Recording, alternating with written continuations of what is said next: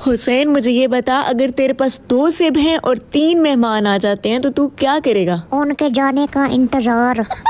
बेवकूफ, मेहमान रहमत होते हैं। पहले रहमत होते थे, अब रहमत होते हैं। ऐसी बात है तो मुझे ये बता कि अगर मैं मर गई तो तू क्या करेगा? मैं पागल हो जाऊंगा। मेरे मरने के गम में? नहीं, आपके मरने की खुशी में। इंतहा का बदतमीज इंसान है, एक भी किल नहीं करने दूंगी अब तुझे मैं। प्लीज आप ये किल ले दो, मैं आपके आगे हाथ जोड़ता हूँ। हाथ जोड़ने के बजाय अगर तूने इतने पैसे जोड़े होते ना तो कोई आज अच्छा सा मुंह लगवा के घूमता। अपना मुंह देखा है? घर की BMW लगती हो। BMW मतलब? बर्तन मांजने वाली।